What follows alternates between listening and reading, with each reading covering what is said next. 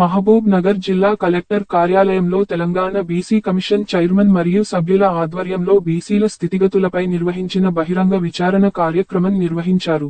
ఈ సందర్భంగా BC political JAC chairman Rachala Yugandhar Goud పలు సమస్యలపై ప్రసంగించారు.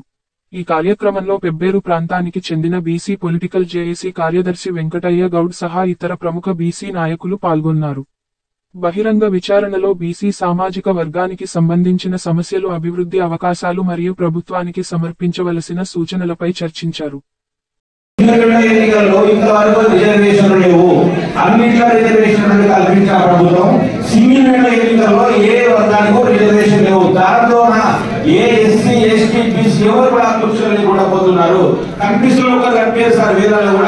కాబట్టి ఆ దాంట్లో కూడా రిజర్వేషన్లు కల్పించాలి.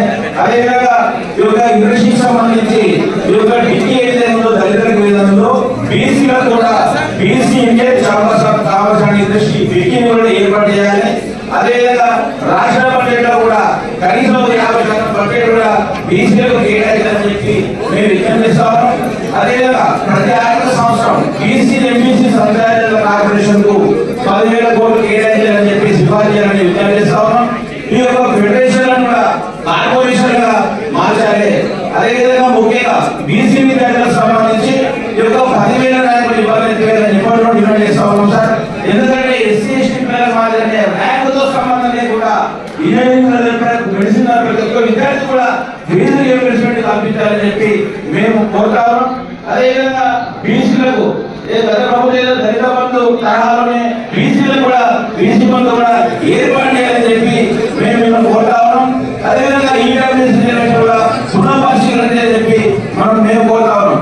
ఎందుకంటే ఇదే కేంద్ర ప్రభుత్వం కానీ సుప్రీంకోర్టు కానీ గతంలో ఎన్నో సంవత్సరాలుగా జనాభా లెక్కలు పెంచాలి, రిజర్వేషన్ పెంచాలనేమో మీకు లెక్కలు లేవు, 50% మించకూడదని చెప్పినటువంటి ప్రభుత్వాలు సుప్రీంకోర్టు ఈడబ్ల్యూఎస్ శాతం 10% ఏ విధంగా పెట్టడానికి సంబంధించింది, ఏ విధంగా ఒకసారి పునఃపరిశీలించి బీసీల జనాభాకి కావాల్సిన రిజర్వేషన్లు పెంచాలని చెప్పి మేము కోరుతా ఉన్నాం. చట్టసభలో కూడా రిజర్వేషన్ పెంచాలి.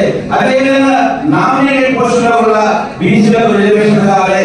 ఎందుకంటే వచ్చిన ఎగ్జాంపుల్ ముఖ్యమైన సుందరంగా ఇది 14 మంది 12 మంది గెలిచి కూడా రాష్ట్ర స్థాయిలో 6 కార్పొరేషన్ చైర్మన్లు 2 కమిషన్ మెంబర్లు జిల్లా కేటాయిస్తూ ఒక్క బీసీ కూడా అవకాశం చేశారు. ఉమ్మడి మహబూబ్ జిల్లాలో 8 రాష్ట్రీయ కార్పొరేషన్ ఉంటే ఒక సీఎం సొంత జిల్లాలో కార్పొరేషన్ లేదంటే బీసీలకు ఎంత అన్యాయం జరుగుతుందో ఒకసారి 12 మంది ఎమ్మెల్యేలు కూడా ఇంతకుముందు గొప్ప మహబూబ్ గారు మరి దీనిపైన కూడా ఎందుకు మాట్లాడండి అంటే మాకు రిజర్వేషన్ ఉంటే ఎవరు అడిగే అవసరం ఉండదు, ఆటోమేటిక్ సొసైటీ చెప్పి మేము విజ్ఞప్తి చేస్తా ఉన్నాం.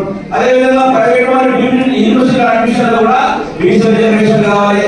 ఉద్యోగాల విషయంలో కూడా ఈ యొక్క రిజర్వేషన్ పెట్టడంతో పాటు తాత్కాలిక పద్ధతి, అవుట్ సోర్సింగ్, కాంట్రాక్ట్ పద్ధతిలో కూడా రిజర్వేషన్లు కల్పించాలి. అంగీకారం ఒకే చాలా చెప్పారు, జీవో రద్దు చేయాలి.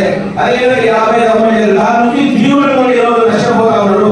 నిజంగా ఎవరు తయారు చేసిన ఎవరు ఇంప్లిమెంట్ చేస్తున్నారు మనం చూస్తా ఉన్నాం. కానీ ఓపెన్ సెలెక్ట్ అయితే ఓపెన్ గా ఉండాలి. కానీ ఓపెన్ వాళ్ళకి వాళ్ళకి టెన్షన్ వల్ల వచ్చి బీసీ నష్టపోతున్నటువంటి పరిస్థితి ఉంది.